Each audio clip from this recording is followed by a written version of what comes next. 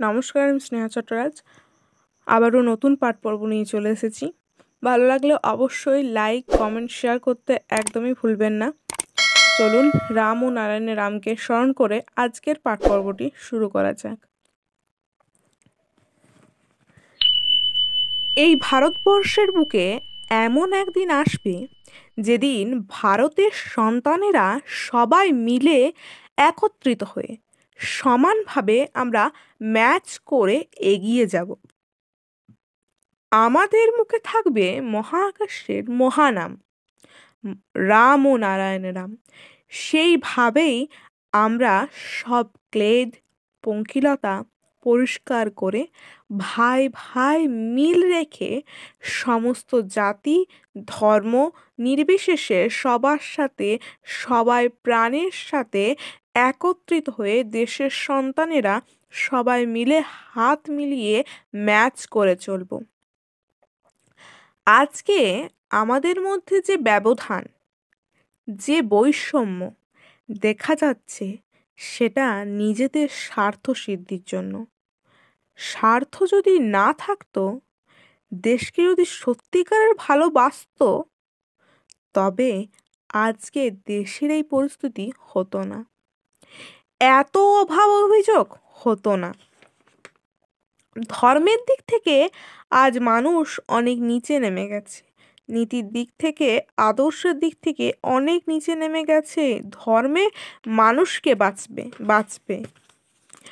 ধর্মে মানুষকে ভিক্ষুক তৈরি করবে না, ধর্মে মানুষের মধ্যে বৈষম্যের সৃষ্টি করবে না, ব্যবধান একদমই না। এই বৈষম্য না থাকলে এত জাতির সৃষ্টি হতো না। কিন্তু আজকে যেই ধর্ম ধর্ম করে মানুষকে, সমাজকে বিভ্রান্ত করছে মানুষ, সেই ধর্ম আজ এনেছে বৈষম্য, এনেছে বিবাদ বিচ্ছেদ, এনেছে দল সম্প্রদায়।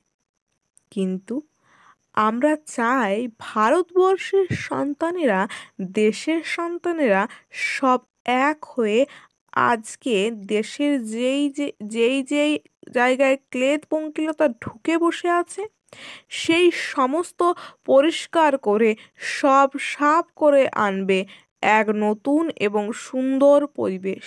সেই পরিবেশে গড়ে উঠবে নতুন ভারতবর্ষ।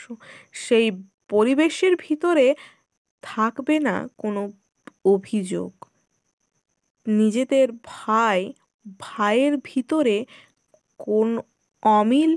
কিন্তু শত শত বছর, কত হাজার হাজার বছর ধরে কত উপদেশ, কত হিতোপদেশ দেয়া হলো, কত মিটিং, কত সভা করা হলো, অথচ একই রকম চলে আসছে।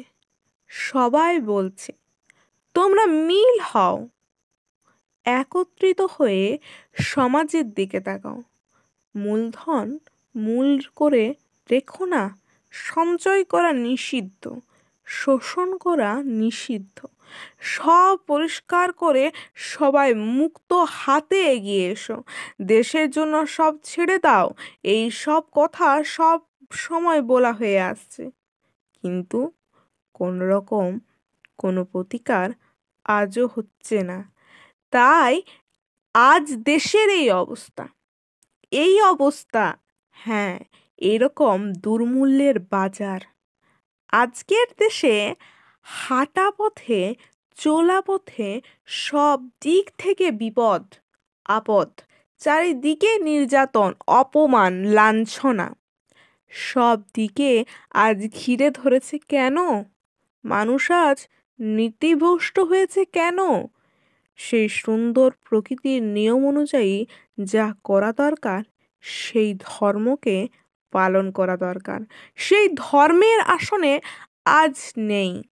ধর্মের নাম দিয়ে ব্যবসা চলছে, ধর্মের নাম দিয়ে অনেক গুরুরা ব্যবসা করছেন, অনেক মহানেরা ব্যবসা করছেন, অনেক আশ্রমবাসীরা অনেক ক্ষেত্রে আশ্রমকে ব্যবসার ক্ষেত্রে পরিণত করেছেন। আজ তোমরা তাদের বিরুদ্ধে অভিযান চালাবে এবং প্রতিকার করবে। দেশের মধ্যে ধর্মের নামে যারা সমাজের শোষণ করছে তারাই হচ্ছে পরগাছা স্বরূপ। এই পরগাছাগুলোকে উচ্ছেদ না করা অবধি আমাদেরও শান্তি নেই। দেশে আসবে পরম শান্তি, পরমানন্দ। তার পরিবর্তে কেন এই দুর্দশা? সুতরাং এই দুর্দশার হাত থেকে যদি সমাজকে রক্ষা করতে হয়, ধর্মকে আশ্রয় করতেই হবে। ধর্ম হচ্ছে এমন সুন্দর যে ন্যায়ের আসনে, বিবেকের আসনে সবাইকে বসাতে চায় এবং বিবেকের মাধ্যমে আজ আমাদের চলতে হবে। কিন্তু আজ আমরা সেই দিক থেকে একেবারে সুদূর হয়ে বসে আছি। তাই তোমাদের যেই বেদের আদর্শে যাহা বলে এসেছি সেইভাবেই বলে আসছি, সেইভাবেই আমাদের অভিযান চলবে, মার্চ চলবে। আজ আমরা কয়েক কোটি সন্তানে পরিণত হয়েছি। সব সন্তানেরা যদি একত্রিত হয়ে আমরা সেইভাবে এগিয়ে গিয়ে সবার দ্বারে দ্বারে গিয়ে জানিয়ে দিতে চাই, তোমরা জাগো, আজ দেশের এই পরিস্থিতি তোমরা চিন্তা করছো না? সবাই আমরা এক প্ল্যাটফর্মেরই জাতিক। ভুলে যাও ব্রাহ্মণ, ক্ষত্রিয়, বৈষ্ণব, শুদ্ধ, মানুষ জাত, এক জাত। সেই হিসাবেই আমাদের থাকতে হবে। এইটিই আমাদের একমাত্র নীতি। নমস্কার, আজ এ পর্যন্তই। পরবর্তী পাঠ নিয়ে আসছি শীঘ্রই। কমেন্টে অবশ্যই রাম ও নারায়ণে রাম লিখে পাশে থাকুন। ধন্যবাদ ভিডিওটা দেখার জন্য।